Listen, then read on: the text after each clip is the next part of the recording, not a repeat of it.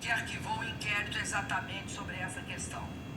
Afirmou não caber falar em ofensa à lei de responsabilidade fiscal, porque eventuais atrasos de pagamento em contratos de prestação de serviço entre União e instituições financeiras públicas não são operações de crédito. Insisto, senhoras senadoras e senhores senadores, não sou eu, nem tampouco minha defesa, que fazemos estas alegações. É o Ministério Público Federal que se recusou a dar sequência ao processo pela inexistência de crime. Sobre a mudança de interpretação do TCU, lembro que ainda antes da decisão final, agi de forma preventiva. Solicitei ao Congresso autorização para pagamento dos passivos e defini em decreto prazos de pagamento para as subvenções devidas. Em dezembro de 2015, após a decisão definitiva do TCU e com autorização do Congresso, saldamos todos os débitos existentes. Não é possível que não se veja aqui também o arbítrio desse processo e a injustiça também desta acusação. Esse processo de impeachment não está praticando a justiça. Eu não atentei em nada, em absolutamente nada, contra qualquer dos dispositivos da Constituição que, como presidenta, jurei cumprir. Não pratiquei ato ilícito. Está provado que não agi dolosamente em nada. Os atos praticados estavam inteiramente voltados ao interesse da sociedade. Nenhuma lesão trouxeram ao erário ou ao patrimônio público. Volto a afirmar, como fez a minha defesa durante todo o tempo, que este processo está marcado, do início ao fim, por um clamoroso desvio de poder. É isso que explica a absoluta fragilidade das acusações que contra mim são dirigidas. Tem-se afirmado que esse processo de impeachment seria legítimo, porque os ritos e os prazos teriam sido respeitados. No entanto, para que seja feita a justiça e a democracia se imponha, a forma só não basta. É necessário que o conteúdo de uma sentença também seja justo. E no caso, jamais haverá justiça na minha condenação. Ouso dizer que em vários momentos esse processo se desviou clamorosamente daquilo que a Constituição e os juristas denominam o devido processo legal. Não há respeito ao devido processo legal quando a opinião condenatória de grande parte dos julgadores é divulgada e registrada pela grande imprensa antes do exercício final do direito de defesa. Não há respeito ao devido processo legal quando julgadores afirmam que a condenação não passa de uma questão de tempo, porque votarão contra mim de qualquer jeito. Nesse caso, o direito de defesa será exercido apenas formalmente, mas não será apreciado substantivamente nos seus argumentos e nas suas provas. A forma existirá apenas para dar aparência de legitimidade ao que é ilegítimo por essência. Senhoras e senhores senadores, nesses meses me perguntaram inúmeras vezes por que eu não renunciava. Para encurtar este capítulo tão difícil da minha vida. Jamais o faria, porque tenho um compromisso inarredável com o Estado Democrático de Direito.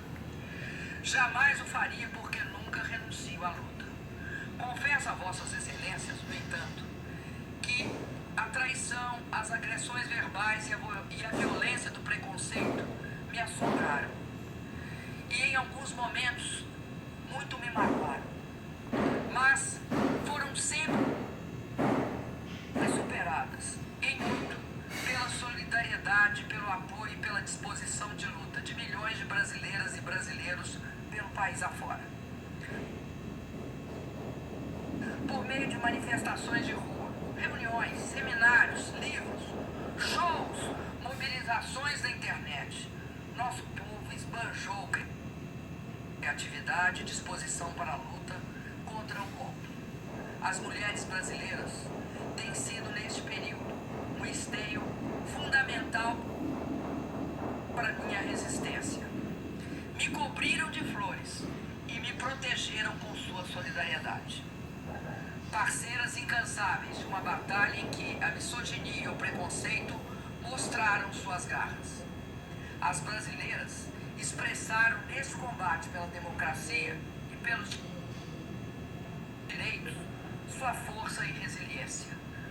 Bravas mulheres brasileiras que tenho a honra e o dever de representar como primeira mulher presidenta da República.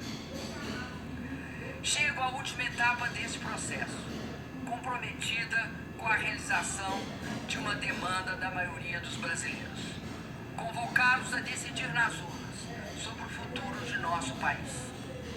Diálogo, participação e voto direto e livre são as melhores armas que temos para preservar a democracia. Confio que as senhoras senadoras e os senhores senadores farão justiça. Tenho a consciência tranquila. Não pratiquei nenhum crime de responsabilidade. As acusações dirigidas contra mim são injustas e descabidas. Cassar em definitivo meu mandato é como me submeter a uma pena de morte política. Esse é o segundo julgamento a que sou submetida em que a democracia tem assento junto comigo no bando dos réus. Na primeira vez, fui condenada por um tribunal de exceção. Daquela época, além das marcas dolorosas da tortura, ficou o registro em uma foto da minha presença diante dos meus algozes, no momento em que eu os olhava, de cabeça erguida, enquanto eles escondiam os rostos com medo de serem reconhecidos e julgados pela história.